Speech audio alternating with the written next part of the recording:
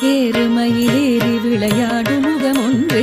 ஈசருடன் ஞான மொழி பேசும் முகமொன்றே கூறும் அடியார்கள் வினை தீர்க்கும் முகமொன்றே குன்றுருவவேல் வாங்கி நின்ற முகமொன்றே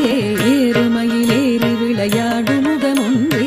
ஈசருடன் ஞான மொழி பேசும் முகமொன்றே கூறும் அடியார்கள் வினை தீர்க்கும் முகமொன்றே குன்றுருவவேல் வாங்கி நின்ற முகமொன்றே மாறுபடு சூரரை வதைத்த முகமொன்றே வள்ளியை வனம் புணர வந்த முகமொன்றே ஆறு முகமான பொருள்